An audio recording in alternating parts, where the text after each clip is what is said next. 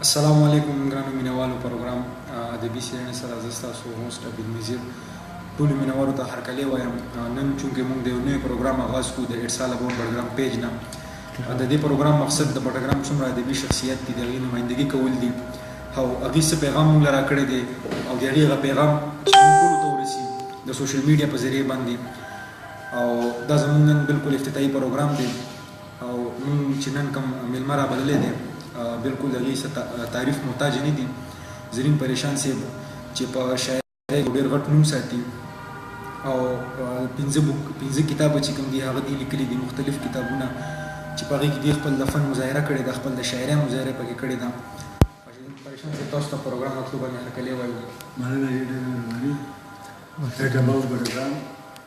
عبید نظیر صاحب او شاه محمد خان یوه نړۍ مننه. ډېر ښه پروګرام تاسو سټارټ کړو. زه د دې ستاینه کوم. دې سره به دا وشي چې د دې څومره ادبي کسان دي، شاعران دي او لیکوال دي، د هغې انټروډکشن، د هغې تعارف، پېژندګلوي به لر او بر پښتونخوا سره وشي. چونکې نېټ یو داسې ذرایع ده چې دا هر چا سره ده. ټي وي نه زه خو یم دا زیاته فعاله ده چې دا ټوله دنیا کې کتلی شي. اور خو تاسو ته مبارکي درکوم په دې ښه کار باندې.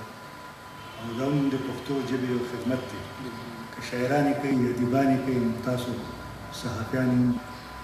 ښه د چا نه رسېنې ښه طریقې سره یې کوئ. د بټګرام شکریه او مبارک. د بټګرام شډل پښتانه، د هزارې په ژرنده دل پښتانه، دا خو زمونږ شاعري وه ګني، دا خو زمونږ شاعري وه ګني، زمونږ زرینه مونږ ته چا ویل پښتانه. پریشان صاحب आवाज لږ کم دی، تا ته مختي سپیډ پریشان صاحب دغه شانې ویور څه مسله وي موږ ته وایي आवाज لږ تیز کړه. پریشان صاحب تاسو خو لکه ستاسو شاعري ماشاءالله په هغې کې چې چا هم لوستې ده څه نه څه یې ترې زده کړي دي. ستاسو کتابونه چې کوم دي چاپاو شوي دي هغې کې هم خلکو ډېر څه زده کړي دي. تر نه ډېرو سنګرانو چې کوم دي هغې خپل په فن کې هم ستاسو د شاعرۍ نه خدمت اخیستی دی، ستاسو شاعري ویلې ده. زمونږ د تاسو نن اولنی سوال دغه دی چې تاسو په شاعرۍ کې داسې کم شخصیت و، داسې د پښتو کم شاعر و چې تاسو دا ګڼئ، تاسو د هغه پیروکار یې، تاسو هغه منئ خپل په شاعرۍ کې، داسې کم شخصیت د کم نه تاسو خپل د شاعرۍ فن ټیک کړی دی، خپل د شاعرۍ قاعدې قوانین برابر کړي دي؟ عبید صاحب دا سوال خو لږ ګران دی. هر هغه ښه شاعر، هر هغه ښه غزل، هر هغه ښه نظم زما خیال دی که څوک وي په هر شي هغه بخښلی. اوس چونکې ما چې کله نه شاعري شروع کوله نو هلته هغه وخت کې دلته ولسي شاعري وه، ادبي شاعرانو څوک نه خبر. نو ما حمزه بابا لوستی و هغه وخت کې، رحمان بابا مې لوستی و هغه وخت کې او ما باندې زیات اثر د حمزه بابا او رحمان بابا هم ټوله دنیا هغه مني او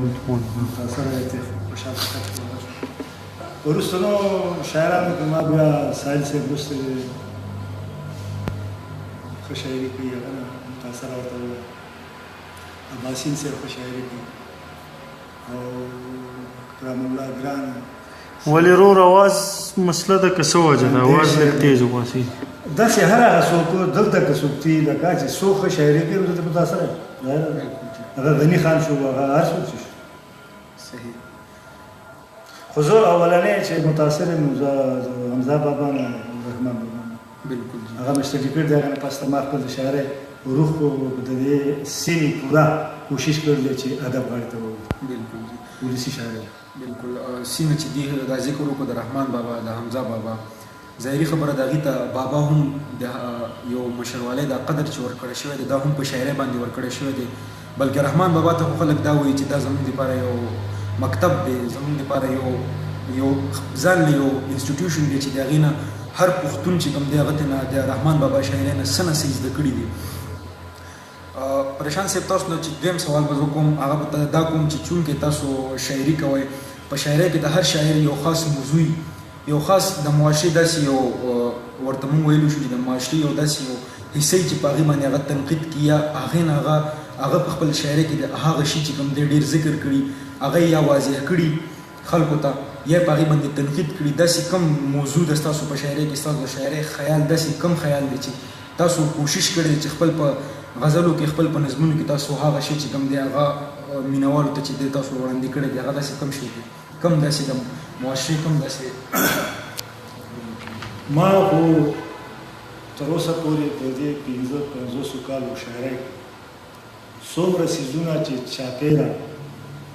په چاپېریال کې خپل په معاشره کې محسوس کړي نو ما هغه خپل په شاعرۍ کې راوستي ما اصلاحي شاعري هم کړې ده ما په تعلیم او علم باندې هم خبره کړې ده ما په مزاحمت او انقلاب باندې هم خبره کړې ده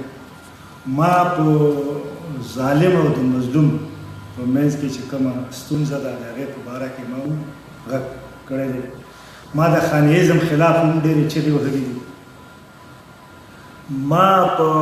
معاشره کې چې او ما نه هر شاعر په کار ده چې په معاشره کې کوم کږلېچونه وي هغه د هغې نیغولو دپاره ولس ته لارې چارې خپلو په نظمونو کې خپلو په غزلو کې وښیي او ما هم تقریبا ما څه شی پرېښی نه دي ما یو داسې وسیع تر شاعري کړې ده الحمدلله چې ما نه څه شی نه دی پاتې شوی او که څه پاتې شي هغې باندې انشاءالله لګیا نو د ژوند چې څومره څیزونه دي هغه که محرم دی ما ستایل دی او که هغه اختر دی نو ما بار بار داسې نه چې ما شل غزل بې یوازې ما په اختر دی ما په هر اختر لیکل کړي که نه نو هغه د چاپېریال هغه څیزونه وي چې هغه راغونډېږي که نه دغه شانتې ما په کالجونو خبرې کړي ما په یونیورسټیو خبرې کړي ما به د دې ځای د ترقۍ منې بلکې پوره د وطن بلکې پوره د انسانیت خبره مې هم کړې ده پکې او په مذهب مې هم شاعري کړې ده په مولا مې هم کړې ده په امین مې هم کړې ده ما څه شی پرېښی نه دی تقریبا خپل په وس باندې خپل چا بالکل صحیح ستاسو نه به بل خو زما زیاته شاعري چې د هغه مزاحمت منې ده صحیح مزاحمت صحیح انقلاب او مزاحمت او کوم ځای کې چې د غریب چغه ده غږ طبقه چې کومه ده او دا د هر شاعر ته تقریبا یوازې زما نه ده ما څه تمام د هر شاعر بل سوال به زموږ تاسو نه پریشان صاحب دی چې تاسو د شاعرۍ آغاز کوم وخت نه کړی و خپل د ځوانۍ نه کړی و که د وړوکوالي نه د شاعرۍ طرف ته ستاسو شوق و د ژوند کومه پوړۍ وه هغې نه چې تاسو آغاز وکړی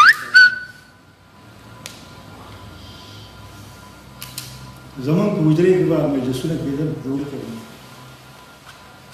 زمونږ حجره کې یو الماری وه هغې کې به ټوکړی وي او باجه وه زما والد صاحب هغه ساتل هغه له په خپله نه راتلل نور کسان به وولولې لیکن د هغه دا شوق و هغې محفلونو کې به زه کېناستم نو د سندرو سره زما دا شوق هغه ځای نه تقریبا زما خیال دی چې هغه ځای نه پیدا شوی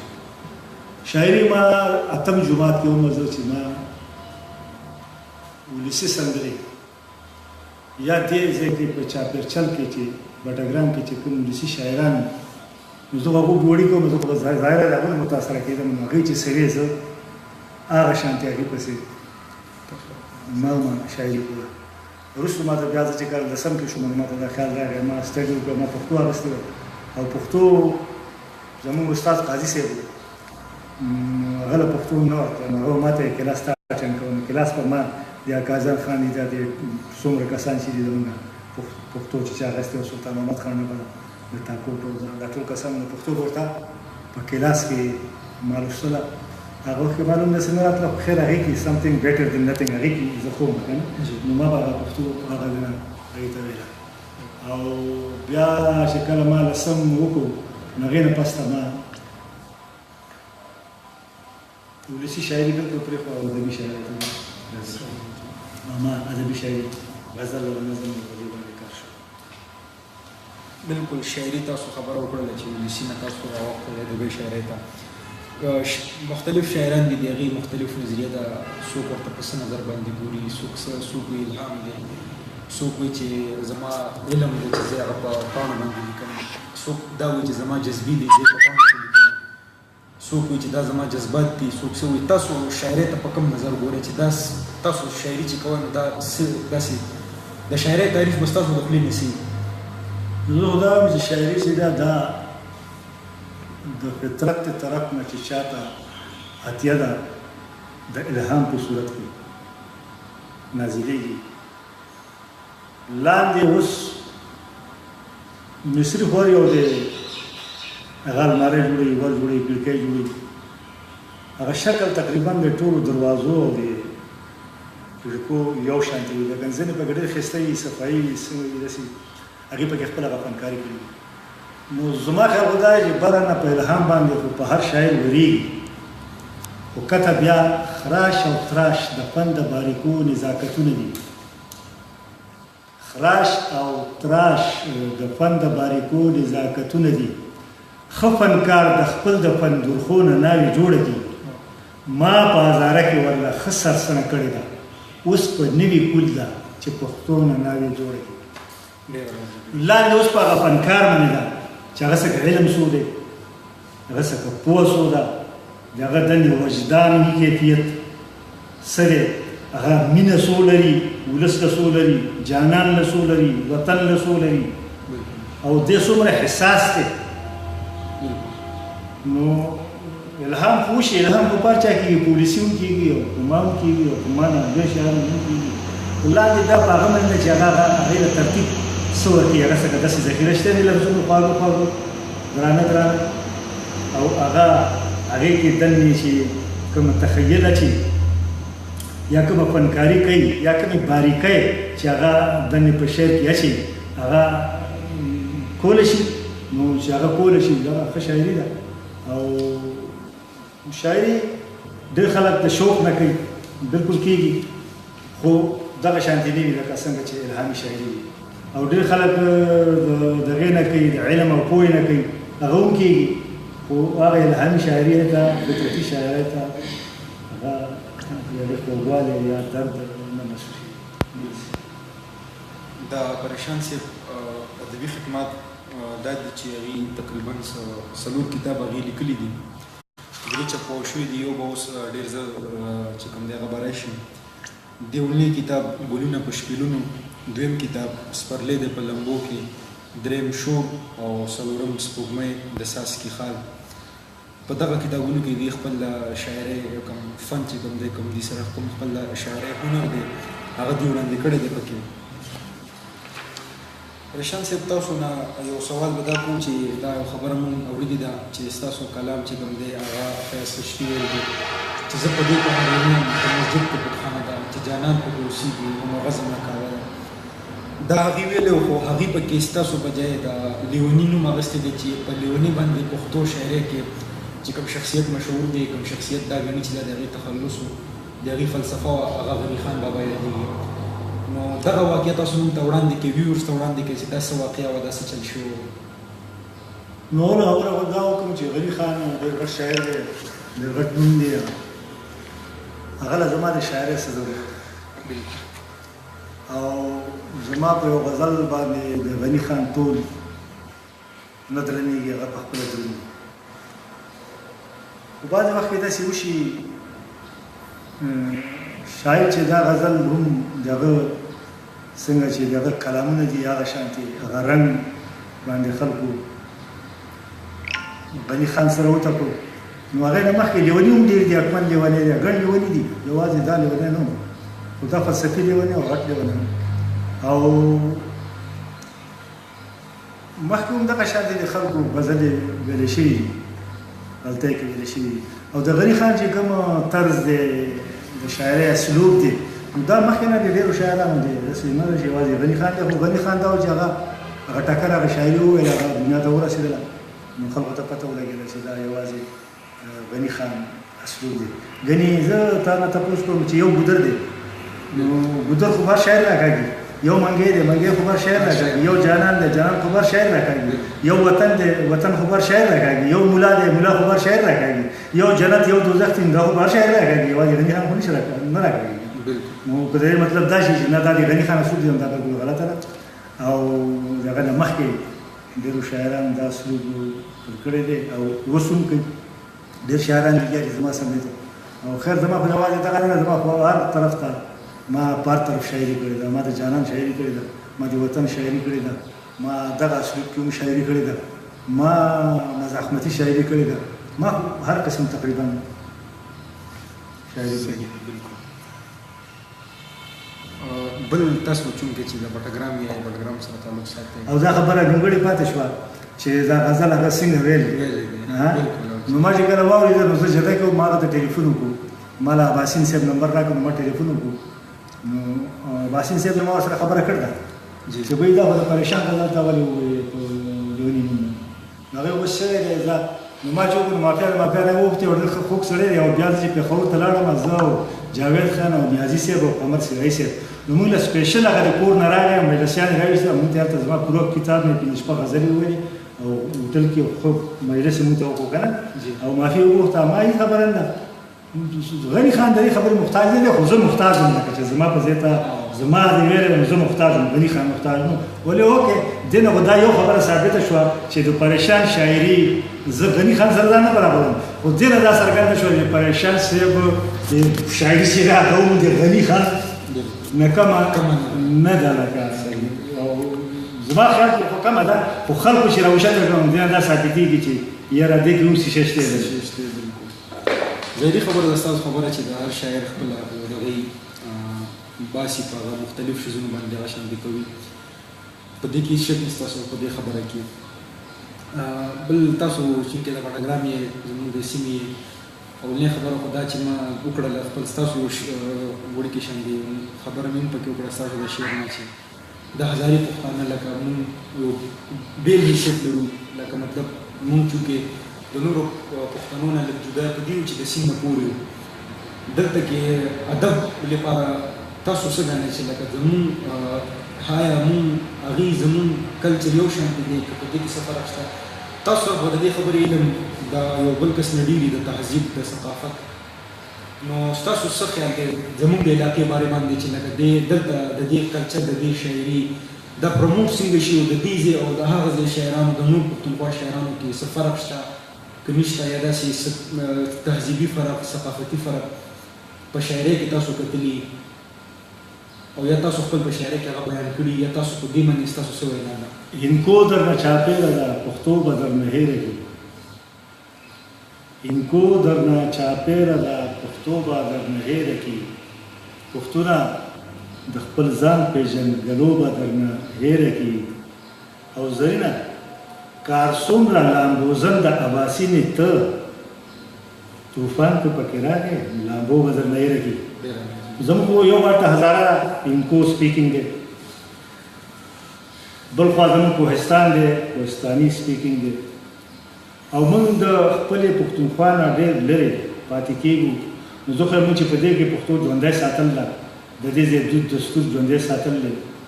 د دې ځای ثقافت پښتني ثقافت چې موږ ژوندی ساتل دی نو زه خو هم دا وایم د کمال خبره ده او د نورې پښتونخوا ټولو شاعرانو ادیبانو له پکار ده چې موږ داد راکړي چې یا ومنه او اوس الحمدلله کله چې دلته ما پښتو ادبي څانګه اولنی تنظیم دلته جوړو نو دلته تنظیمونه نه وو نو ما چې تنظیم جوړو قمر سرایي صاحب مالکي صاحب فقیر محمد صاحب اختر جاوید خان وغیره وغیره دا ټول ما سره او فکري صاحب دي وغیره ما نه نومونه د وخت ټول ویل دي ټول ملګري یوازې زه نه ټول ما سره او موږ ادبي څانګه بټګرام ادبي پښتو ادبي څانګه جوړه کړه او د هغې نه پس ته بیا اوس اباسین پښتو اکیډمي ده اوس پکې بام هم شته تاریخي پسند پکې هم جوړ شو نو اوس الحمدلله مخې ته به نور جوړېږي او دغه شانتې ښه شاعران به پیدا کېږي لکه اختر جاوید خان لکه قمر سرایي صاحب لکه محمد علي خپلواک لکه انجم صاحب لکه ګلفام صاحب او حکیم سید صاحب پیر نادر شاه صاحب او دغه شانتې ډېر حیران کفایت حیران صاحب د محمد الله حیران صاحب او ډېر ښه شاعران دي، اوس ډېر ښایسته کلامونه دي، ډېر ښایسته غزلې دي، ښایسته کلامونه فکري صاحب شو او داسې ما مونږ خفه کېږي نه که ما نه پاتې شي. ما ته ټول د ستر زړونه دي، ټول زه د ځان نه غوره ګڼم او ښه یې ګڼم او د دې بډګرام ولس لپاره او د بډګرام سیمې لپاره ویاړ یې ګڼم، فخر یې ګڼم. بالکل زلمی پریشان صاحب چې څنګه خبره وکړه لکه هغې سره مونږ خپل اتفاق ساتو، چونکې زمونږ د پیج نوم اټسال اباؤټ بډګرام دا د بډګرام دپاره جوړ دی، نو مونږ خپله په دې خوشحالېږو چې زمونږ د علاقې نه داسې شخصیت وړاندې شي، مخکې ته راشي او هغې خپل د فن مظاهره وکړي، خپل د علاقې تهذیب، خپل د علاقې ثقافت وړاندې راوړي خلکو ته او نورې پښتونخوا ته هم دا وښیي چې لکه مونږ هم چې کوم دی 100% پښتانه یو، مونږ هم هغه شانتې کلچر، هغه شانتې ثقافت، هغه دستور د پښتو ساتلی دی. او زه خو به دا خبره وکړم چې موږ د لر بر پښتنو نه ډېر زیات لرې پاتې کېږي، خو موږ انشاءالله الحمدلله زموږ د ولس هم یوازې شاعران ادیبان نه، زموږ کوم چې ولس دی خاص کر نوی کوم دی هغې خپل دود دستور، خپل ثقافت، خپل پښتونولي قایم او دائم ساتلې ده او انشاءالله ساتي به. او هسې خو پښتون چې دی دا د ډېرو صفتونو مالک دی، خو یو صفت د ده دا دی چې ما دوست دی. زه خو به دا وایم ما ډېره دنیا وکتله، زه چې د بډګرام خلک چې څومره زما دوست دی پښتنو کې، زه خو ما بل پښتون لیدلی دی، زه کې دا یو خاصیت لږ زیات و. غزل پلی کو د محبت د لیونو په ژبه نه پوهېږي، د محبت د لیونو په ژبه نه پوهېږي، ستا د ښار خلک د سړو په ژبه نه پوهېږي. چا چې د کلي د مازدیګر سندره کړې نه وي، چا چې د کلي د مازدیګر سندره کړې نه وي، هغه د بام د اشارو په ژبه نه پوهېږي. پښتو شاعرۍ کې د پښتو په ادبي لحاظ سره د پښتو مونږ خبرو کوو، د پښتو ژبې ځان یو تاریخ دی او ډېر وسیع تاریخ دی. د پښتو د شاعرۍ شو، د پښتو د افسانو شو، د پښتو د قصو شو او که د پښتون خپله تاریخ دی نو هغه هم ډېر زوړ تاریخ دی. په پښتو تاریخ کې ډېر داسې شخصیات راغلي دي چې هغې نه صرف یو خاص علاقې پورې محدود پاتې شوي دي، بلکې چې دنیا کې په کوم ګوټ کې څومره پښتانه دي هغه پیژني او هغې په ښه الفاظو کې یادېږي، هغې خپل په شاعرۍ باندې، خپل په ادبي خدمات باندې او د پښتو د ژبې په خدمات باندې ډېر په ښه او ډېر په دروند نومونو یادېږي. د خوشحال بابا تپوس به تاسو نه کوو چې د خوشحال بابا په شاعرۍ باندې ستاسو څه نظرثاني ده، تاسو هغې ته په کوم نظر ګورئ؟ نو خو زموږ هیرو دی د پښتنو د ټول ولس د ټول پښتون هیرو ځکه دی چې هغه انګرېز خلاف جنګېدلی او زموږ خو ادبي خلکو کې ځکه دی چې هغه څه د قلم وموند نو هغه داسې شاعري کړې ده د غني خان شانتې. غني خان خو فلسفیانو شاعري وه، فلسفي و، خو دو هم په ډاګه شاعري کړې ده او منافقت یې نه دی کړی. څه شي خو زه راغلي، څه شي لیدلي، هغې خلک یې لیدلي نو هغې سره شعر ویل دی، که هغې ژبې بد لیدلي نو هغه سره شعر ویل، څه شی پرته کړی نه دی، بلکل بې ډاګه بې لوسه څه شی خو یې راغلی هغه یې ویل. څنګه چې زموږ ما د حسین عادل نوم پرېښود نو هغه هم دغه شانتې چې څه ویني دغه شانتې شاعري کوي او هغه هم زموږ د بډګرام کې حسین عادل یو ښه شاعر دی او الله دې له قلم څوک نور تېره کړي، الله دې نور ذهن ورکړي چې څنګه چې روان دی نور زیاته ښه شاعري وکړي. دغه شان زما دا ټول ملګري زما دا انټرویو به اوري، اوس ځینې به وایي چې زموږ نوم یې وانه رسېد، نوي هلکان یې لکه رضوان شو ډېره ښه شاعري کوي، دغه شانتې نصیر لیونی شو ډېره ښه شاعري کوي، دغسې رفیق شاه شو او ډېر کسان دي. بلکې زه خو به دا وایم چې اوس څومره کسان چې دي نو هغې ټول په بډګرام کې څومره دي ډېره ښایسته شاعري کوي، ډېره ښه شاعري کوي. یو کوېسچن راغلی د اشرف بټ وختي نه وایي سواتي ستاسو کوم شاعر خوښ دی؟ زما شاعر تبلا وکړه خیر زما خو حمزه بابا خوښ دی، شاعران خو زما ټول هر څوک خوښ دی، څوک چې ښه غزل وي ښه نظم وي هغه ټول زما خوښ دی که نه. خو زه بره نه چې زما کوم خوښ شوي دي هغه حمزه بابا دی، رحمان بابا دی، ساحل صاحب دی، باسم صاحب دی، او ګران صاحب دی، اندیش صاحب دی، او کته راځی دلته حسین عادل دی، اختر جاوید خان دی، مدلي خپلواک دی، انجم دی، او ګلفام صابر دی، او دغه شان دی چې څوک ښه شاعري کوي فلم ارشاد څوک چې وي نو بس هغه ته ښه یم ښه شاعر دی. خو زه اول نه زه حمزه بابا متاثر شوی. ظاهري خبره ده حمزه بابا چې کوم دی موږ خبره وکړه چې د بابا شخص بابا دا نوم چې ورته ورکړی دی دا هم د پښتو د ژبې په خدمت او د پښتو د شاعرۍ د پښتو د غزل بابا ورته ویل کېږي چې د پښتو غزل کې هغې ډېر نوې رنګینیانې راوړې وې. د خوشحال صاحب نه اکثر د خوشحال صاحب شاعرۍ باندې خلک دا ګیله کوي پریشان صاحب چې هغې شاعري لږه ګرانه ده. په دې باندې ستاسو څه ګرانه خو دا ځکه چې هغه وخت 400 کاله 400 کاله مخکې چې ژبه خپل هغې یو هویت وکنه نو هغې کې عربي وه هغې کې فارسي وه او هغه وخت کې د شاعرانو دا یو ذهن و چې په پښتو شاعرۍ کې ټکي ګران عربي او فارسي دا راولی نو دا به خوند کوي او ساده پورې هغه خوند هم کوي. خو زه خو دا یم چې نه شاعري پښتو کې ده نو بلکل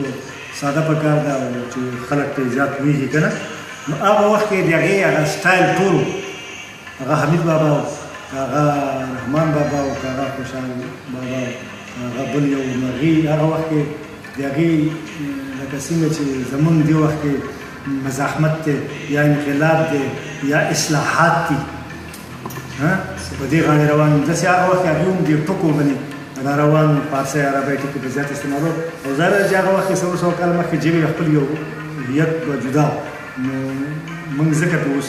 زیات خلک نه پوهېږي او لږ ګران دغلته یو کوېسچن راغلی چې ستاسو د غزل ما بیکګراونډ کې لګولی دا سید سرور شاه وي تاسو چې دا غزل لیکنو ستاسو څه احساس و زما دا غزل ډېر زیات خوښ دی کله چې تاسو زه په دې په هغې نه یم که مسجد که بتخانه ده دا چې کله تاسو لیکو دې وخت کې ستاسو څه احساس دا یو کورین یو سوداني په جده کې د دې ځای کې مبارزه وه په مذهب باندې نو ما پکې څه واغسته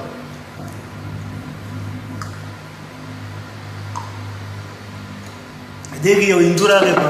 هوټل کې چې کوم هوټل کې زه سیکورټي سپروایزر هغه د هغه بیکری سپروایزر نو هغه هم راغی کرسۍ واچوله مذهب کې خبرې هغه هم په هندویزم باندې خبرې شروع کړي نو هغه د هندویزم خلاف خبرې کولې او دې کورین خپل خبرې کولې چې نه دا تاسو هسې لګیا یو خوشې لګیا یو که نه او مذهب چا راویستی اوس څه شی دی نو دې کې یو انګریز راغی هغه پکې هم حصه واخیسته هغه ووایي چې نه ټول نبی مذهب چې دا عیسایت دی او فلان دي خیر دی د مسلمان او د هغې ځان کې د سودانۍ لوبو نه غوسه شو هغه پسې ما کېنویا که نه نو هغه ته ما یاره انګریز ته ما خبره دا ده چې زمونږ په خپل اسلام کې دنې هم ګڼ مسلکونه دي دغه شانې به ستاسو په عیسایت کې ګڼ شی مسلکونه موږ زمونږ څوک پکې شافیان دي څوک امبریان دي څوک پکې حنفیان دي او څوک پکې شیعه دي خپل خپل په دغې باندې روان دي هغې کې بیا دنې بریلیان دي او نو دا زه چې دا کور ته راغلم نو ما دا سوچ وکړو چې یاره دې ما یو غزل لیکم چې زه په دې په هغې نه یم که مسجد کې بتخانه ده چې جانان پکې اوسېږي نو هغه زما کعبه ده کعبه خپل څه حیثیت نه لري کعبه حیثیت هم د الله تعالی په وجه لري چې الله ورته وایي دا زما کور دی نو د هر څه د حیثیت د هغې ډېر غټ شو نو ظاهره ده چې خدای کوم ځای کې هغه ځای معتبر دی هغه ګرځی وي هغه درمسال وي هغه جومات وي خو په درمسال او ګرځی کې خدای نشي کېږي نو ظاهره ده چې اخري کې بیا هم راویستي چې هغه زما کعبه ده نو ظاهره ده چې خدای پاک په کعبه کې دی دا پې ما ځکه بیا خپل ملیانو ته مې دې غږ کړه دا کوم چې مسلکونه دي د مسلکو په دې جنګ کې ملا جان نه مې نفرت دی په مذهب د محبت په وحدت مې عقیده ده نو دا هغه څیزونه دي ټول زما هغه ذهن ته راټول شوي ما ولید په دغه غزل وګوره دا ستا د سوال جواب څه زړګي څوک دی چې دا و سید سرور شاه سرور شاه صاحب السلام علیکم او جواب ما درکړي تاسو مطمئن شوئ کنه شو او یاسر شیرازي تاسو ته سلام وایي وعلیکم السلام جی یاسر شیرازي یو تنقید وي د اصلاح دپاره کېږي یو تنقید وي د اصلاح دپاره کېږي ښه ته ښه او بد ته بد پکې ویل دي یو تنقیس د خودنما ذهن انا ده یو تنقیس د خودنما ذهن انا ده ځان په بل باندې منل بل نه منل دي دا هم د ذهني پریشان صاحب د شاعرۍ یو وړه غونډه کې مصره ده پریشان صاحب تاسو نه یو دا یو سوال کو تاسو ته وړاندې کوم چې تاسو د پښتو تهذیب ته د پښتو ثقافت ته د پښتو کلتور ته تاسو په کوم نظر ګورئ تاسو د خولي وینا د پښتون ته د هغه په ثقافت باندې څه ده نو د پښتون ثقافت خو خپل ډېر دروند دی او ډېر عزت والا ثقافت دی هر څه کې وګوره هغه سطر کې وي که هغه په جومات کې وي که هغه په حجره کې وي که هغه په لارې وي خو هرې معاشره کې یو پارک هم کې څه خرابۍ هم وي پښتون کې ډېرې خرابۍ هم دي لکه څومره ترهګري چې پښتنو کې ده کېدای شي ما سره اورېدونکي دغه نه کوي په دې کې ملګرتیا نه کوي او ما مخالفت کوي او زه دا یم څومره ترهګري پښتون په هر څه کې انتها دی دی په هر څه کې انتها کوي دی په مونځ کې هم انتها کوي او دی په روژه کې هم انتها کوي دی که مري روژه نه ماتوي که نه او دی په جنګ کې هم انتها کوي نری باندې خبره وي دا ړنګه دی پرګره کې وګوره تاسو څومره زیاتې وشي او په نری باندې خبره باندې دا انتها ده که نه څومره انتها ده نو پښتون په انتها کې د هر قوم نه زیات دی او د دود دستور او د ثقافت په حواله خو دا ده چې پښتون اوس هم د نړۍ د هر شا نه خپل په کلتور او خپل دود دستور کې غوره دی او خپل دود دستور مین دی او زه ورته ووایم زما خو زه خو شاعر یم ظاهره ده چې زه خو ورته خود په درنښت یې ګورم ځینې څیزونه هغې کې غلط دي ورو ورو هغه رواجونه هم ختمېږي کوم چې غلط رواجونه دي هغه هم ختمېږي د هغې خپل یو رنګ و یو خوند و منم خو چونکې هغه د نننۍ زمانې سره هغه سم نه ځي نو خلکو پرېښي روان وي خلکو تعلیم غاړې ته مخه ده او علم غاړې ته مخه ده او داسې نور څه پاتې شوي دي خو خپل کلتور بډاګرام خلکو ته دې ساتل دی او دا د بډاګرام خلک چې دی زه خو ګورم چې دا ډېر کره پښتانه دي او خپل دود دستور او خپلې ژبې باندې ډېر مین دي او انشاءالله نوی ټول چې دی هغه به ډېر زیات پریشان صاحب د پښتو ثقافت باندې اکثر خلک یو څو خبرو ډېر اعتراض کوي پښتو په معاشره کې پیغور یو ډېر غټ موږ ورته ویلی شو چې لکه یو ښه خبره نه ده سوره کوم واده نظام چې کوم دی هغه ښه نه دی دغسې نور زموږ داسې یو څو زموږ د پښتونولۍ داسې خبرې دي چې هغې ته اوس خلک په ښه نظر نه ګوري او تاسو څه په دې باندې ستاسو څه وینا ده چې کوم چې په دنیا کې دې وخت کې کوم ډومیننټ کلچر دی کوم چې غټ کلچري دي کوم ثقافت دي هغه موږ د هغه نه ښه زده کړو یا موږ خپل په ځای باندې ښه موږ خپل دستور چې کوم موږ ته را روان شوی دی هغه موږ برقرار وساتو که موږ خپل په دستور کې خپل په ثقافت کې څه کمی پیشې راولو په دې باندې ستاسو څه رایه ده نو اصل خو دا دی چې د سورې څومره خبره چې ده نو دا خو غیرت نه دی بېغیرتي ده او دا په دې تهذیب زموږ په دې ثقافت کې چې وو نو دا ډېره بده خبره ده دې سره سره اختر جنګونه وو اختر ملک بد وو ځان کوم جنګونه چې کوم شهریان یې راولي پخوا یو دا هم ښه او بدلون خو خامخا راویستل پکار ته دی چې نړۍ سره سیالۍ لپاره علم کول دي تعلیم کول دي او هنر زده کول دي او نړۍ سره په یو صف کې تلو دپاره ظاهره ده چې خپل ثقافت کې خپل په ناسته کې خپل په پاسته کې خپل په زندګۍ کې بدلون به خامخا راولي خو خپل کوم چې وراثتي کوم ستا تهذیب دی زما تهذیب دی د هغې نه بهر وطن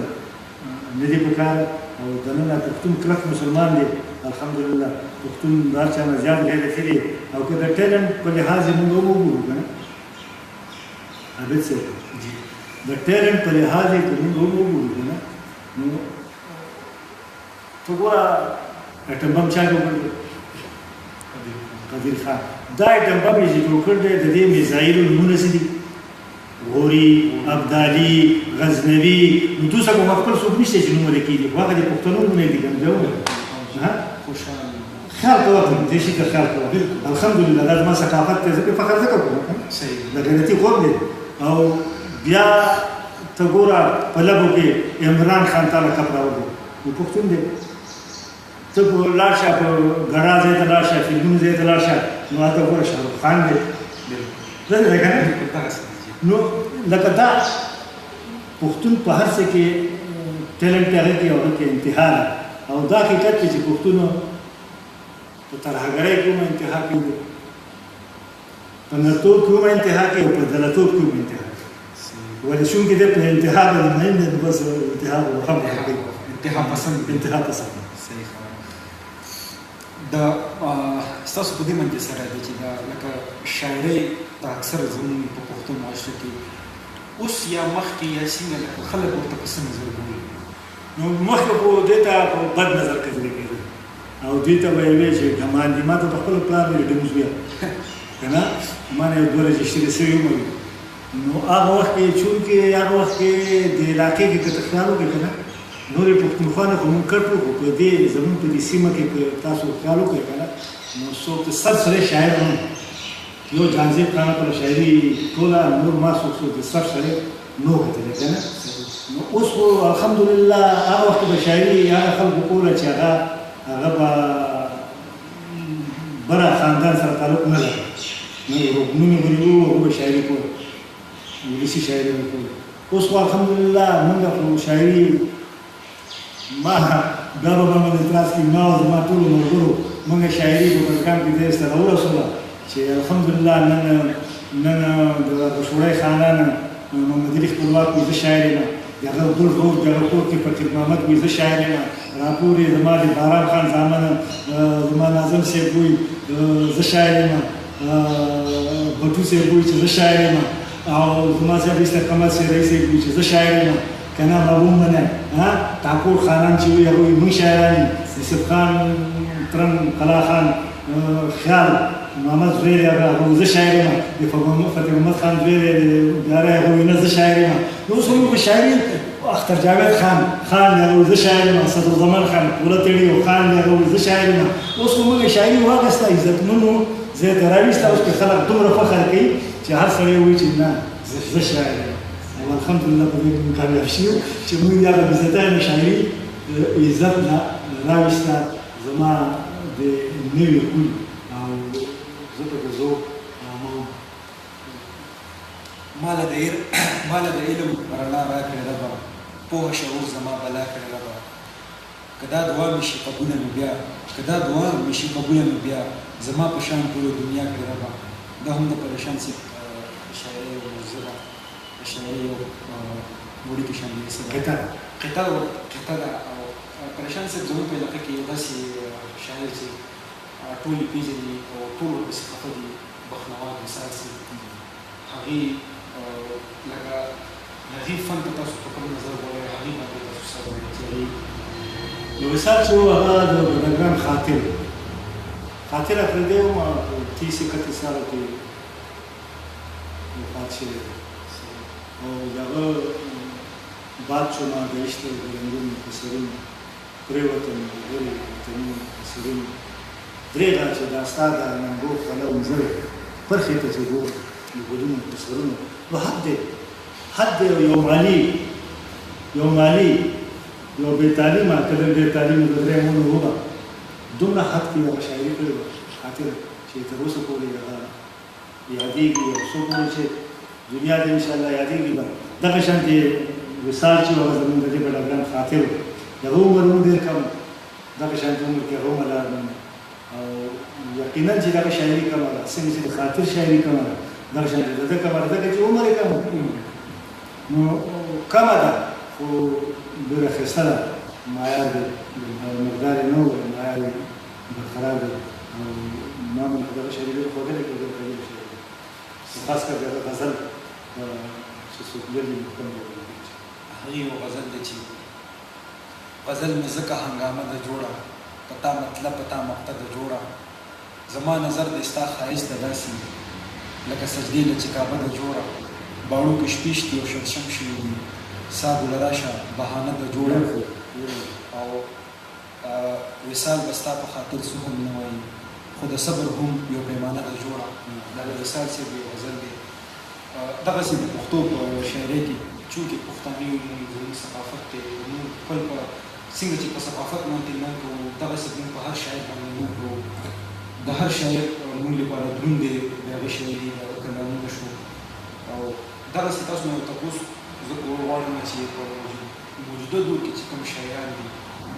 هغې باندې ستاسو څنګه رسالې ده په هغې کې ستاسو کوم داسې شاعر په ټولې پښتونخوا سیمه کې تاسو داسې کوم شاعر دی چې هغه تاسو ته ګران دی یا تاسو د هغې غزل تاسو وایئ چې دا ښه معیار والا دی مقدار او معیار باندې تاسو چا داسې د پښتو داسې یاره نن سبا خو داسې چل دی چې زما چې خپل څومره ستړي ده او ما چې څومره لوست دي نو هر شاعر تقریبا دا شاعر ټوله شاعري نه ښه زه دې سیزونه پکې ښه ما سمیت دی هر چا سره زه خو دا یم چې د کوم نوی پول چې دی هغه په بټګرام کې دی که هغه په دیر کې دی هغه په پېښور کې دی هغه ډېره ښایسته شاعري ده ډېره قویه شاعري ده خو بره نه که ته د پښتونخوا په سطحې باندې ما دا تپوس وکړې نو زه وایم ساحل صاحب ښه شاعر دی عباسین صاحب ښه شاعر دی او داسې نور ډېر دي او دلته زما کوم ملګري چې دي ټول ملګري خپلواک دی احمد سرایي دی او حیران دی عادل صاحب دی او منجر صاحب دی عرفان صابر صاحب دی فکري صاحب دی او حکم صاحب دی قایل صاحب دی ټول د واړو ما د رضوان او د نصیر جوړنې زه چې ګورم نو ټول ښایسته شاعري کوي که نه او په ما لګي حقیقت دی په ما لګي نو بیرته ورته داسې هغه مخکې به داسې چل و چې چېرته د درې څلور شاعران وو هغې به ښه وینا کوله دا به خلکو باندې خوږه لګېده اوس ټول شاعران داسې دي چې هغه یو بل نه ښایسته وایي نو په دې کې څه ووایو دغسې یو سوال تاسو چې د شاعرۍ په دغې باندې وشو چې شاعر کوم انسان جوړېدی شي هغه انسان چې هغه سره علم وي پوهه وي یا هغه انسان چې هغه بس قدرتي هغه سره یو کلي وکړي لکه ستاسو په دې موضوع باندې ستاسو تبصره ده چې زه خو دا وایم چې شاعري درې قسمه ده یو شاعري ده فطرتي چې خدای پاک چاته عطا کړي نو ده باندې الهام کېږي برابر او دی شعر دی په یو خیال په یو فکر یو شاعري ده د علم او د پوهې او د هنر مجموعه ده هغې سړي علم ډېر کړی پوهې ډېرې وي هغه لګیا دی هغه شاعري ده درېیم هغه دی چې هغه د سیالۍ نه لګیا دی او پریشان نه متاثر دی یا ساحل صاحب نه متاثر دی یا دلته یو بل شاعر نه متاثر دی انجم نه متاثر دی عرفان نه متاثر او چې ما هم دغه شانتې شاعري کول هغه لګیا دی هغه هم کوشش کوي خو دې کې شاعري چې ده کومه زما په لیز باندې هغه شاعري ده شاعري ټوله دا درې واړه ده خو دې کې زما په لیز باندې ښه شاعري هغه ده پخه شاعري هغه ده د کار شاعري هغه ده چې هغه فطرتي عطیه چاته خدای پاک کړي او هر سړی شاعر نشي جوړېدلی دا شاعر به هغوی چې شاعر د شعور نه وتښتېدلی چا څخه شعور ډېر وي د عام ولس نه زیات وي څوک د عام ولس نه زیات حساس وي د هغه حس کار کوي چا کې حس کار کوي او د هغه شعور او لاشعور دواړه کار کوي شعور خو د هر چا کار کوي چې د هغه لاشعور مثلا کار کوي نو ظاهره ده چې شاید تاسو نشئ هغه ستړي غواړي لوست غواړي او هغې له فکر خیال غواړي تخیل غواړي او هغې کې فني باندېتوب هغې ته ګوري چې څه کوم ځای کې که نه نو دې لپاره هغه پوهه غواړي شعور غواړي علم غواړي دا څه ورسره تړلي دي دې نه بغیر ولسي شاعران نو هغه بېل دي تاسو نه خټک بابا ځان د هغې خپل شاعرۍ خپل معیار هغې اکثر خپل په شاعرۍ کې پښتنو ته د خبرو څوک کوي په دې باندې ستاسو څه اجمل خټک بابا نه وو زه متاثر یم او خاص کر د هغه انقلابي شاعر هغه ډېر لوی نوم دی د پښتو ادبیات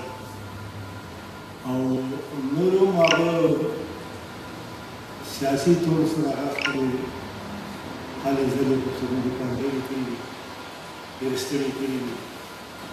او بار هم عمر وخت کړی دی افغانستان کې او ډېر ښایسته ښایسته نظمونه هغه لیکلي دي د غیرت چغه کې او پښتنو ته هغه ستوری ویل یم زه خو یم چې ټول ټول هغه چې سوي دي افریقان کرښه او الله دې د هغه اتو جنتونه ورکړي خدای یې هغه وبخښي او هغه یو ادیب یوازې نه یو شاعر یوازې نه هغه یو اتل د پښتنو او یو سیاسي فکر هغه د پښتنو د ستونزو او هوارولو دپاره جدوجهد کړی دی یو ډېر اوږد جدوجهد هغه کړی دی ټول ژوند یې کړی دی او که زموږ په هغه نوم ډېر زیات متاثر وم هغه وخت کې ما نه دا نوم یو شو او ما خو په کتاب کې هم د ده په نوم کړی دی د اجمل خټک اولنی کتاب چې هغه د اجمل خټک صاحب او سهار صاحب شاعري باره کې یو بل سوال چې تاسو مو وشي چې شاعري څو قسمه ده شاعري په کوم بنیاد باندې څو قسمه ستاسو په وینا باندې تاسو شاعري تاسو د شاعري څو اقسام تاسو منئ چې هغه نو زه وایم شاعري چې څنګه ده شاعر څوک په جانان کې شاعري روماني شاعري او څوک داسې دي چې هغه د غني خان شانتې فلسفې باندې لګیا وي څوک ساحل شانتې مزاحمت باندې لګیا وي څوک عباسین صاحب شانتې اصلاحات باندې لګیا وي که نه زه په خپله لکه زه ما څه شی پرېښیم دی زه پاڅه کوم ما په مذهب کړې ده شاعري ما په اصلاحاتو کړې ده شاعري ما په علم کړې ده شاعري ما په مزاحمت کړې ده شاعري په انقلاب مې کړې ده شاعري ما په یعنې ما تقریبا خپل چاپېریال کې چې څه شی کتل دی نو ښه بد خو خپل یو معیار دی هغه به خلک د هغې دغه کوي فیصله کوي ما څه شی پرېښی نه دی ما پاڅم شاعري کوي او ښه شاعري هم هغه ده زما په خیال باندې دا ووایي چې ښه شاعري به څنګه وي نو زما په نظر باندې ښه شاعر هغه دی چې هغه خپل چاپېریال باندې څومره څیزونه چې دي هغې ټولې باندې شاعري کوي تاسو په شاعرۍ کې د شعور او د لاشعور خبره وکړه د شعور او د لاشعور په منځ کې فرق شعور شاعري لاشعور شاعري دا فرق موږ دا غواړو چې تاسو خپل لفظونه بیان کړئ چې هغه کوم شاعران دي چې کوم په شعور باندې کړي ده هغه کوم شاعران دي چې هغوی په لاشعور باندې کړي ده او دا شعور او لاشعور څه دي لکه شعور خو دې ته وایي چې پوهه ده او عقل دی او ذهن دی او تاسو ته چې څومره څیزونه دي هغې کې ته لټایي هغه څیزونه ګورې مخامخ باغچه ده پکې ګلونه دي مخکې خوړ دی او جانان په بام ولاړ دی یا د ده ته ځي منګی دی ورڅخه او ته یې وینې ګورې شاعري ده دا شعور تا رالټوي او نور رنګونه وله ستا هغه شعور درنه ورکوي لفظونه جامه وله ورکوي فني فنکاریان چې پکې کېږي هغه ستا هغه شعور کوي لیکن د دې شاته د دیوال شاته لاشعور دی چې منګی که د ډک چې تارتاوه نه شي تارتاوه شي منګی به دې مات شي ته به لمده شي بیا به ته ټوله ښکارې مور به دې کارېږي او پلار به دې کارېږي نو دا د هغه لاشعور خبرې دي دا شوي نه دي دا یو imagination دا شوي نه دي خو د ده په ذهن کې دا راغله او لاشعور وایي هغه علم ته چې هغه مخفي وي هغه پټ وي د دیوال شاته دې څیزونه وي لکه غني خان چې زموږ نظمونه دي چې هغه لګیا وي که نه او غني خان نه هر شاعر لګیا دی لکه شان دي په لاشعور کې هم هغه لګیا وي دا ټول لګیا دي ښه شاعري هم هغه ده چې هغه لاشعور نه تشکول شي خو دغه فرق ته د شعور لاشعور مخفي دی او شعور چې دی هغه څرګند دی او دواړه ښه دي مینه د خدای دواړه ده که نه ځکه دواړو ته ویل دغسې اکثر په دې شاعرۍ زما کتاب را روان دی نوی هغې نوم هم دی شعور او مشهور اکثر خلک په نوم دا اوریدي دي مشرانو نه کشرانو نه په کتابونو کې چې اکثر د شاعر عاشقۍ سره تعلق ساتي عشق سره تعلق ساتي او عشق ته خلک په دوو نظرو په دوو حصو تقسیم کړی دی چې عشق مجازي او عشق حقیقي نو د شاعر عشق او د عشق مجازي عشق حقیقي دا فلسفه څه ده دا فلسفه ستاسو نو دا خو خیر خپل خپل سوچ دی خپل خپل فکر دی دنیا په یو باندې روانه ده یو پریشان دی بلې په بل روان دی داسې حیثیت دی نه بهرحال زه دروغجن یم زه نېغه خبره کوم او ما ته څوک ووایي څوک بد وي زما ډېر نو پروا نشته مګر زما د بل حیثیت نشته که چېرته بد وي هېڅ خبره نه فلمونه دایجسټ افسانې روایات کیسې بادشاه او د غدورو هغه داسې اسمان ته وخته هغه داسې غر مې کوزه دا روایتي کیسې دي روان زما په خیال باندې شاعري خو بې د عشق نه کېږي خو عشق یوازې دې ته نه وي چې ته جنۍ سره عشق کوې عشق هر څه سره کېدی شي خپل وطن سره کېدی شي خدای سره کېدی شي خپل قام سره کېدی شي هر څه سره کېدی شي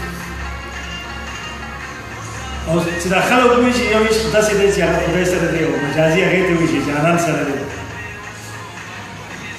نو زه هغې من اعتراض نه کوم هغه به ټیک وي خو زما دا خبره زه نه اخلي زویه منه عشق حقیقتي هغې ته وایي چې په رښتیا باندې دنیا کې چا سره مینه کوي دې دا عشق حقیقي او که نن یو دی او سبا بل دی یا څه مال ته پروت وي یا څه بل شي ته ذهن کې بل شي او هغې دپاره عشق هغه کوي او بیا یې سر ته کړي هغه هدف خپل سر ته کړي نو دا مجازي دی زما په خیال باندې او عشق حقیقي زه هغې ته هم حقیقي وایي رښتیا ورته چې رښتیا کوم ځای کې هغه رښتیا دي پاتې شو د عشق درې قسمه زما په خیال باندې دي یو دغه دی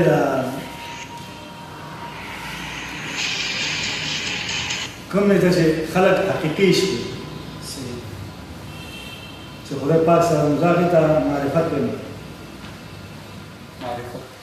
یو عشق دی نو عشق جانان سره کېږي زما په خیال باندې عشق چې دی دا جانان سره کېږي او معرفت چې دی نو هغه خدای سره پیغمبرانو سره او اولیانو سره عالمانو سره ښو خلکو سره کېږي او بیا دی عقیدت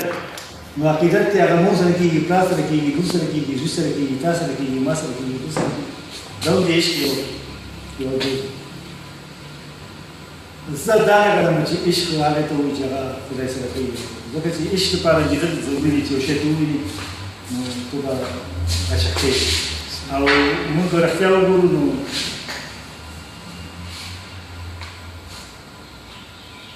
مجنون لیلا کتلې وه عاشق شوی او فرهاد شیرینه کتلې وه عاشق شوی او ډېر شیرونه داسې دي چې هغه لکه بغیر اوسه پورې تهمتونه ښه چې جنۍ پېجنۍ مناسبه شوی یا هلک په هلک نه دا فضول خبرې دي عشق هر چا سره کېدی شي عشق هر چا سره کېدی شي خو کوم عشق چې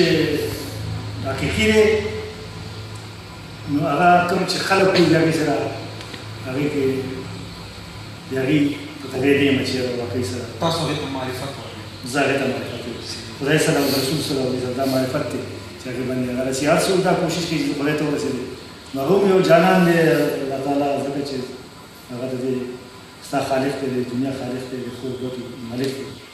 نو ظاهره ده که تا لیدلی نه دی خو عشق ستا دی ورسره نو زه هغې ته معرفت وایم او عشق دغې ته وایم چې څه ترې ویني رښتیا چې کوم ته ښکاري څرګنده هغه هم رښتیا دي داسې نه چې هغه نه دي رښتیا هغه هم رښتیا دي خو هغه وختي دي هغه لاشعور والا خبره ده که نه دا لاشعور والا خبره ده ته ګورې ویني نو زه دې ته حقیقي وایم او ورپسې ورته معرفت وایم بیا نور ورپسې عقیدت دی چې نور خلکو سره کېږي ستاسو په شاعرۍ کې یا د هر پښتو شاعرۍ کې پښتو کلامونو کې غزلو کې موږ یو نوم اورو منصور تاسو هم هغې ذکر خپله شاعرۍ کې کړی د دې شاته څه فلسفه ده یا نو منصور په حواله باندې خو هغه وخت هم خلک بډلې وکړه او نه دومره خلک بډلې دي یوه ډله وایي چې دا ایشی نو دا یو بکواس سړی او ده د خدای دعوه کړې وه بله ډله وایي نه دا ډېر رسېدلی سړی و معرفت والا سړی و ډېر عالم و ډېر فاضل و هغه وخت کې دومره غټ غټ علما چې بصري غوندې عالمان هغه سره وو او هغه په خپله زما په خیال ما چې څومره سړي کړي دي هغه زما په خیال باندې هغه ډېر یو غټ عالم او ډېر معرفت والا انسان ډېر پوه او داسې راغلی و افغانستان ته راغلی و ایران ته راغلی افغانستان ته بیا انډیا پورې وتلی د ملتان کراچۍ د انډیا پورې وتلی نو هغه یو خبره کوله انا الحق که نه چې زه چې څه یم دا حق دی او دا صحیح دی او دا رښتیا دی نو هغه دا خبره کوله چې ما کې خدای حلول دی ما کې خدای حلول شوی دی حلول مطلب یعنې ما کې حل شوی دی زه چې څه یم نو دا خدای دی نو خلکو دا مطلب واغسته چې ته ګنې خدای چې ته چې څه وایې هغه داسې نه وي هغه دا وایي چې زه چې څه یم نو زه چې یم لا اله الا محمد رسول الله نو دا خو خدای پیغمبر نو هغه وایي زه چې څه ویم دغه خدای دی نو خلکو ورته وایي چې یاره دا خو کافر دی دا خو د خدای دعوه کوي هغه وخت کې هغه یې وژل نور هغه خبره غلطه نه وه هغه چې وجه هغه یو څو شرطونه یې پرېښودل ما چې څه لوستي دي د هغې رڼا په خبره ځکه زه ورسره نه وم نو کېدای شي بل چا بل شان دي لوستي بل چا بل شان دي لوستي دا خبره مې ذکر کړه نو هغه وایي چې ما یو ځل مه وژلې ما لږ لږ ما داسې لاسونه پرې دا لږ لږ ما پیسو کې تقسیم کړی شاید هغه ته پته وه چې څه دي یا څه نه دي ورسېدلی سره نو هغو چې لاس اوس کړو هغه لاس چې تاو شو نو هغې د الحق چغوله پورته کېدله نو هغې ته برغ اوس کړو نو هغه هم دغه چغوله خپای ته اوس کړو نو هغه هم دغه چغوله بلی ته اوس کړو نو هغه هم دغه چغوله سر یې چې اوس کړو نو هغه هم پورته کېدله هغې چې الحق هغې هغه سر واخیست هغه ګټې کاږېده نه دریای دجله ته یې وغورځول عراق سره چې کوم بهیږي دې ته یې وغورځول نو هغې کې طوفان نه هغه دجله نو په ښار باندې ورتېدو یره وه نو بادشاه حیران شو چې دا به څه کېږي دا خو ښار به کېږي دا راسره سوچ شو نو بیا سړو ته یې چغه کړې څه چلېږي نو دلته د هغې یو شاګرد و د منصور هغه راوته نو ویلي دا زه کولی شم زه دغه چې د طوفان مخه به بدله شي وایي څنګه وایي دا زما استاد و ده ماته دا ټوله کیسه کړې وه چې ما به وژني زه به په دار کېږم زما یو لاس به غوسې بل به غوسې بل به غوسې بیا به سر غوسې دا به غورځي نو بیا به طوفان راځي بیا به دجله ته غورځي بیا به طوفان راځي نو ته زمونږ کره زما خلقه ده غراره او دا دې دریاب ته څرګنده کړو نو دا به پخپله ختم شي طوفان یا ورته وغورځول ختم دی نو هغوی بیا احساس ته یې نه لري هغه لاړه خلقه یې راغله دریاب ته وټوله یا یې وغورځول هغه طوفان ختم شو بهرحال دې که څو رښتیا دي څو نه دي رښتیا داسې ما لوستي دي داسې بل چا بل شان دي لوستي خو شاعرانو مجنون دومره کمالونه به نه کړي لکه شاعرانو راکړل دي هغه منصور به هم دومره کمال نه کړی لیکن هغه یو کردار جوړ شوی څوک وایي چې دنیا ده شاعران یې راکاږي یوازې پښتو شاعران یې راکوي هغه اردو راکړل دي فارسي راکړل دي عربي راکړل دي هر شی راکړل موږ نه راکړل موږ ورته په قصر وغوښتو بالکل ستاسو خبره صحیح ده چې لکه اکثر په پښتو کې د هغې ذکر شوی دی دغسې تاسو نه یو بل سوال چې تاسو دا وایئ تاسو رحمان بابا سټډي کړی دی رحمان بابا هم خپل په شاعرۍ کې د یو داسې شخصیت اکثر ذکر کړی دی مولانا رومي امام رومي هغې باره کې تاسو څه رایه ده ستاسو رومي مولانا رومي صاحب چې و هغه ډېر غټ هغه هم خپله شاعر و او شاعر و ډېر غټ عالم فاضل انسان او خاص کر پښتنو سره د هغه مینه په هغه وجه وه چې هغه د هغې سیمې د افغانستان او هغې سیمې نه هغه پورته شوی او ظاهره ده چې یو کس دی هغه معرفت کې هم انتها دغه کې علم کې هم ده نو هغه به ژوندی نه وي څوک وایي چې دنیا یې عزت خلک په ژوندی د هغه کلامونه د هغه خبرې د هغه هڅه په ژوندی اخره کې به تاسو نه زموږ چې اخرنی کوم سوال دي پښتو تاریخ باندې تاسو رسنۍ کوئ ځکه چې ستاسو مطالب یو عام کس نه زیاته کوي ستاسو شاعري تهذیب ثقافت پښتون تاریخ تاسو نه ښه څوک پېژندلی شي نو خیر دی به دومره ډېر زیات تضاد دی ما ډېر کتابونه شپږ اته ویشتي دي د پښتنو تاریخ هر سړی ګډ لګیا دی ډېر کم یو بل سره یوځای کېږي ما خپله یو سوچ یو نظریه ده چې زه چا سره متفق یم د هغې خبرې پښتون د ویښ نه بني اسرائیل دا یهود دی اسرائیل کې چې کوم نن قوم دی دا هغه قوم دی او هغه وخت کې د ابراهیم علیه السلام په نظر نه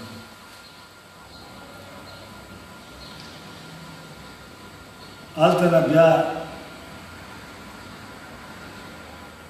کوم اسرائیل لکه څنګه چې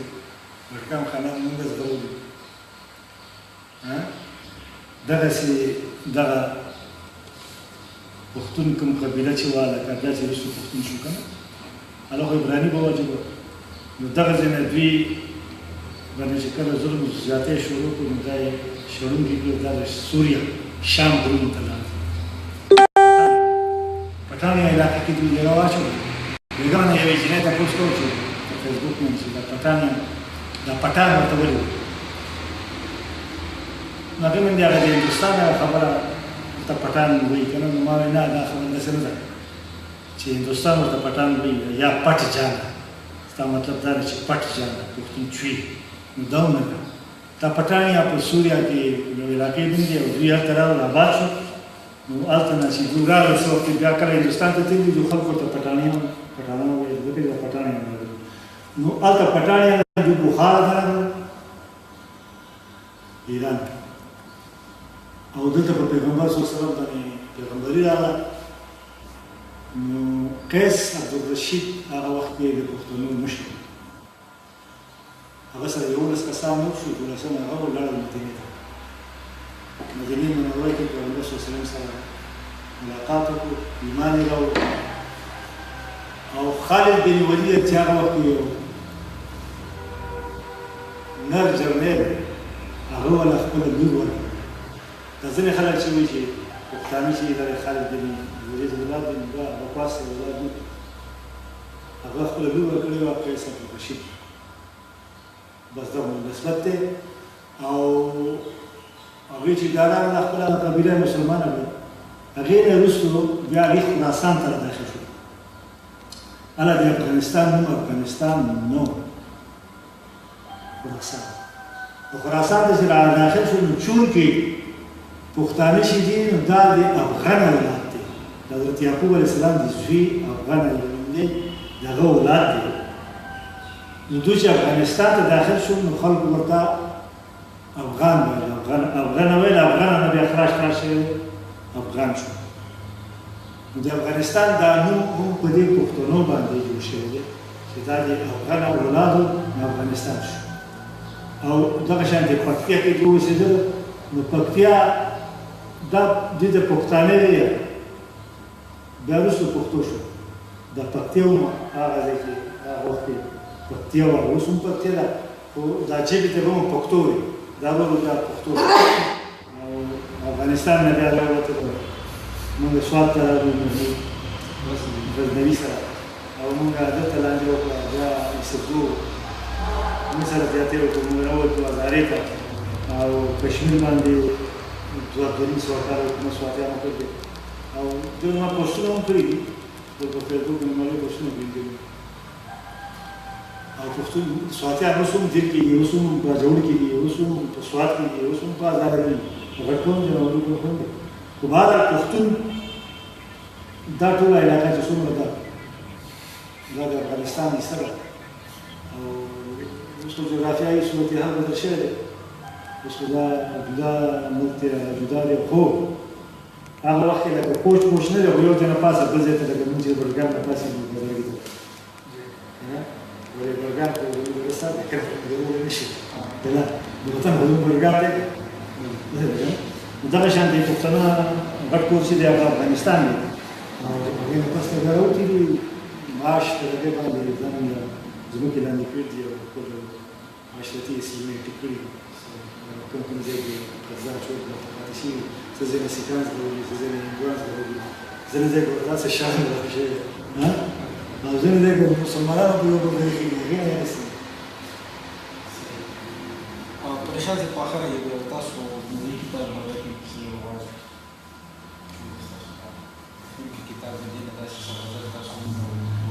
आवाज like this. आवाज like this. आवाज like this. ما په تاسو نه کنه په زما موبایل نن کار نه کوي چې څه وجه ده کنه زه په دې نه تاسو ته دا یو غزل راوستل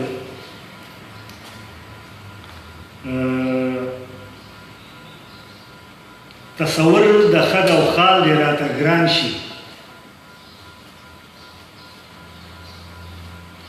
تصور د خد او خال دی راته ګران شي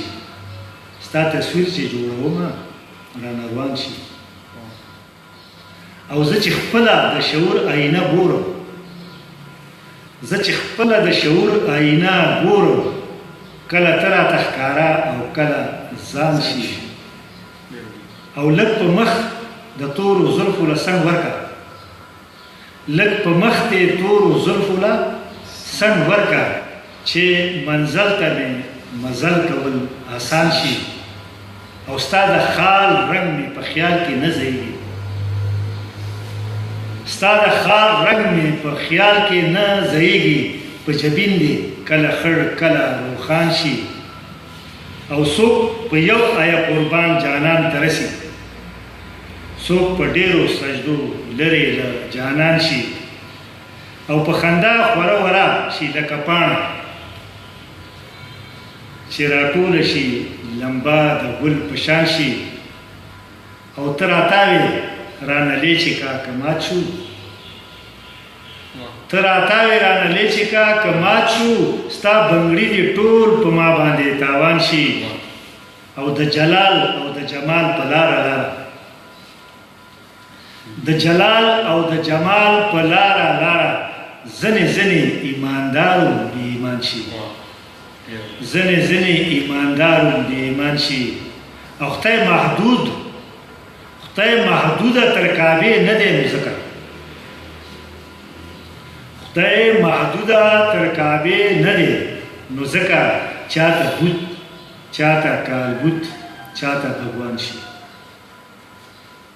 خدای محدوده تر کعبې نه دی نو ځکه چاته بوت چاته کالبوت چاته بھگوان شي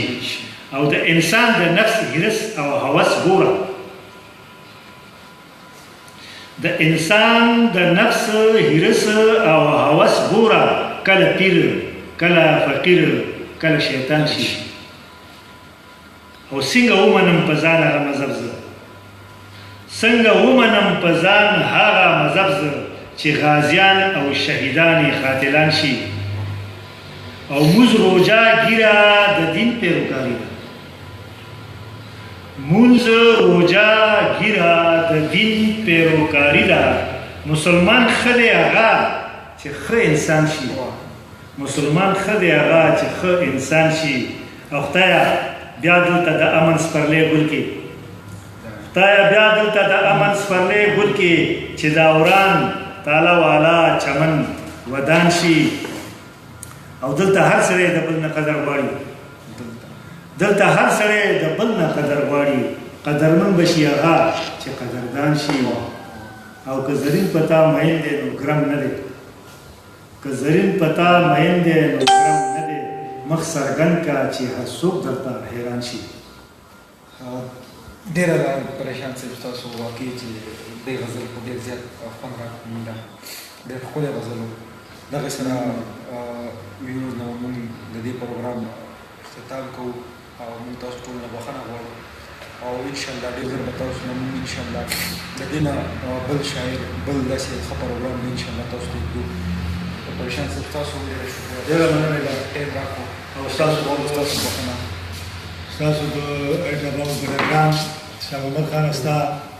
او